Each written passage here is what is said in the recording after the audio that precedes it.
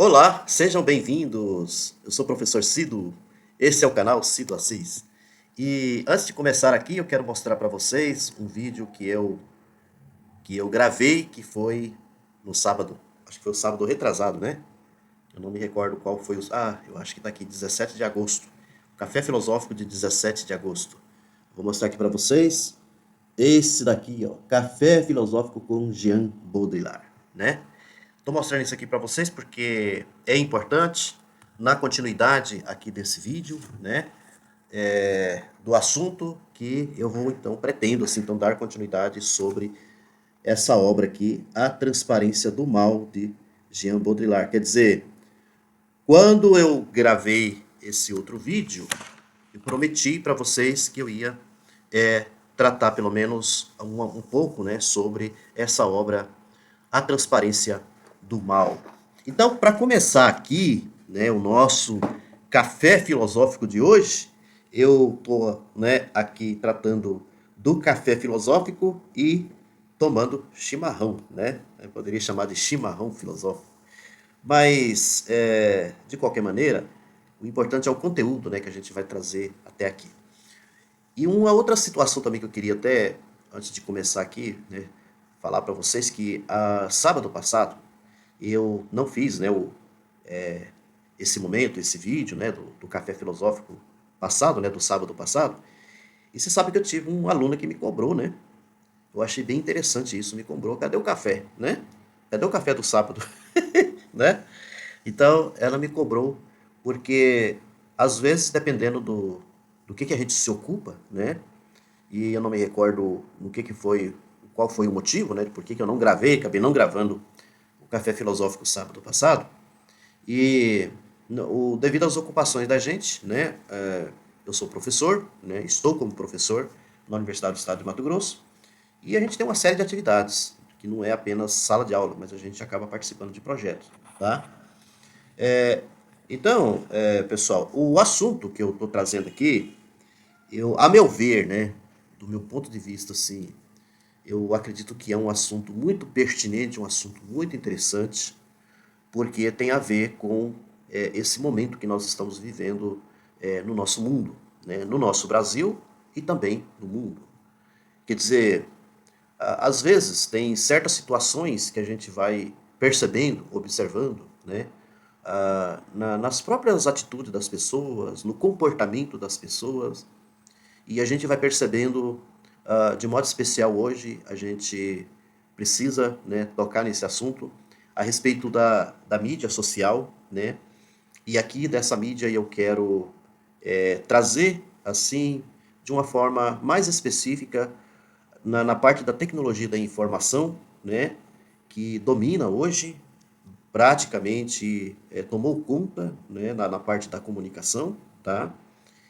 Então, é um pouco em relação a isso que eu vou trazer até aqui. Então, do que se trata, né, quando a gente fala dessa tecnologia da informação? Uma delas é o próprio uso, né, do celular, né, e com o celular nós temos então as redes sociais, tá? E assim por diante, que é o que domina hoje em todos os lugares. Mas a questão, para a gente poder compreender, não diz respeito apenas o instrumento em si, né? O instrumento, ou os instrumentos, os objetos com os quais nós estamos lidando com eles. Eu agora, aqui, por exemplo, eu estou fazendo essa gravação no notebook, né? Então, o notebook também é uma ferramenta, né? É um instrumento muito importante de trabalho, como você tem outras, né? Você tem o tablet também, que é um outro instrumento muito utilizado, né, hoje em dia. Acontece que essas coisas todas, elas acabam interferindo, por exemplo, no nosso comportamento, na nossa maneira de encarar a vida, na nossa maneira de viver, tá? Para vocês terem uma ideia, essas coisas acabam interferindo até na nossa fé, né? Na nossa fé divina. E por isso que a gente vai vendo muitas coisas acontecendo mundo afora, tá?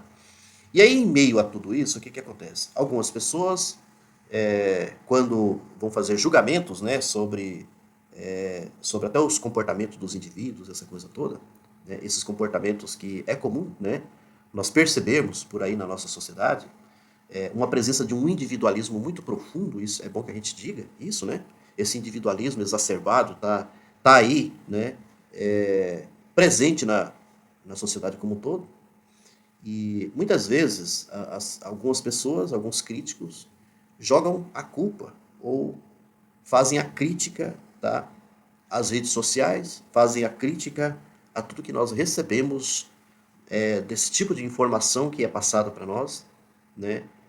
Ou que muitas vezes vai também nos fazendo como se fôssemos escravos, né? Que não conseguimos nos libertar, por exemplo, desses instrumentos. E aí esses críticos acusam, então, que é muito complicado, que é problemático a gente dar vazão, dar atenção a esses tipos de instrumentos. Outros já vão dizer que muitos comportamentos, muita coisa que a gente vê nas pessoas, né, na sociedade e assim por diante, tem a ver com o que a própria pessoa carrega consigo e que por meio de uso das redes, essa coisa toda, ela acaba então aflorando, né, aquilo que já existe dentro delas. Bom, o debate é extenso. Eu vou aqui trazer de uma forma um pouco teórica, tá? O que o Jean Baudrillard, né? Algumas coisas que o Jean Baudrillard diz, até em relação a tudo isso, tá? E como eu disse para vocês, a gente precisa situar um autor como Jean Baudrillard, que é um sociólogo e também um filósofo, né, francês, situar ele dentro desse campo da pós-modernidade, né? Então ele está situado nesse campo da pós-modernidade, ou seja, de uma categoria de autores, que não é apenas ele, né, que vai dizer que o nosso mundo, que muitas transformações que estão acontecendo nesse mundo, é porque nós estamos vivendo um momento, né, que estão chamando de pós-modernidade, que já seria uma espécie de ruptura, tá?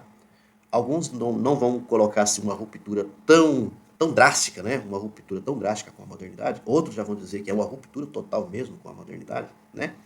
Ou seja, de diversas situações, de vivências, de comportamentos, né? De maneiras de encarar o mundo, maneiras de encarar a política, por exemplo, maneiras de encarar a arte, maneira de encarar as pessoas e assim por diante, como foi na modernidade. Ou seja, a pós-modernidade não teria características bem diferentes do que foi, então, essa modernidade. Então, essa modernidade já como se elas, dentro desse campo desse rompimento, já se tornando, então, já passado, né? E aí nós estaríamos, então, caminhando para essa pós-modernidade. Então, acho que deu para entender um pouquinho.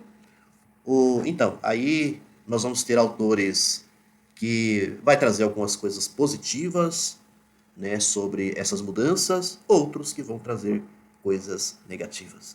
E eu diria para vocês assim que o Jean Baudrillard, né, do meu modo de pensar, né, ele vai trazer assim muitas coisas negativas sobre, né, essa transformação do mundo, essa coisa toda na pós-modernidade. Ele acaba colocando muitas coisas negativas, mas eu acredito que a negatividade que ele coloca não é apenas para poder ficar nesse negativo, né?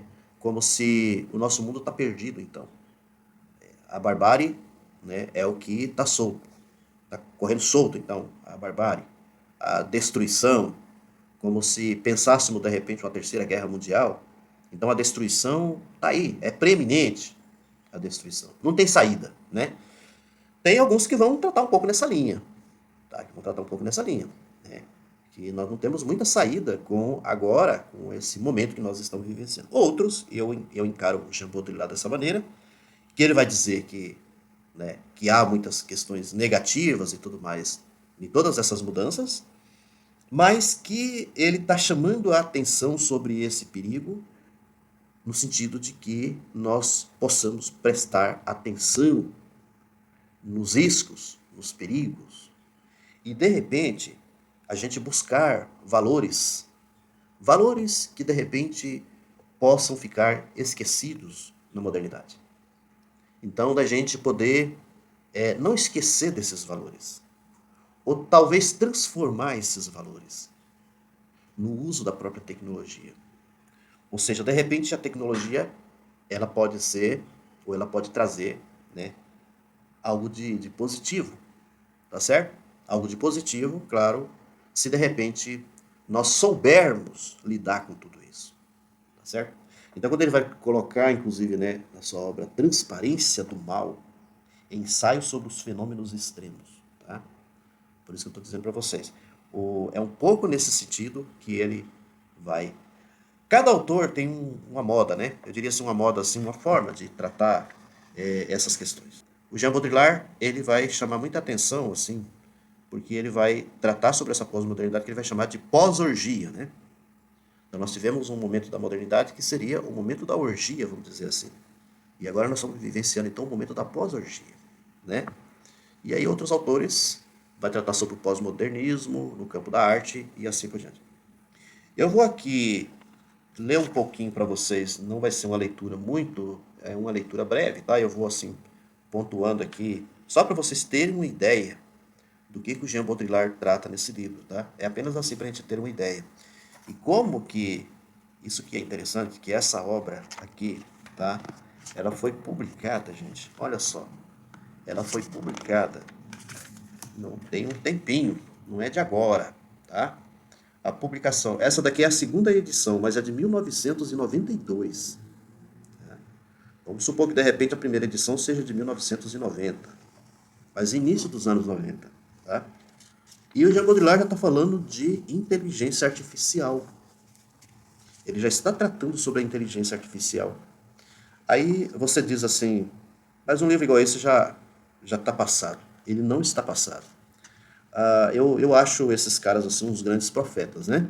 Eles já vinham dizendo sobre tudo que de acontecimentos que nós estamos vivenciando, por exemplo, no nosso mundo atual, né? Eles já vinham tratando dessas questões, aprofundando, tá? E é o que nós estamos vivenciando hoje em dia.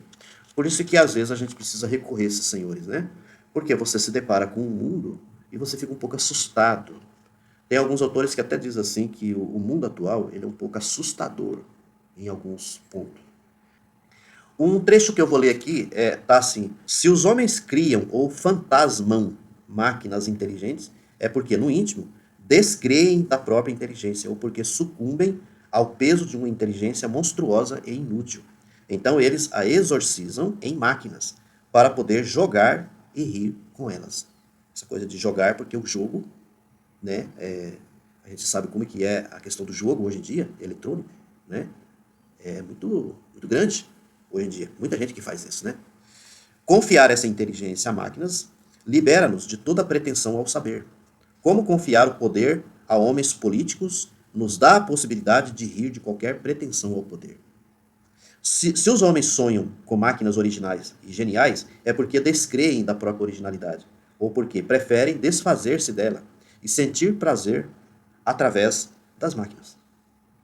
Porque as máquinas oferecem o espetáculo das ideias e os homens, ao manipulá-las, entregam-se mais ao espetáculo das ideias do que às próprias ideias.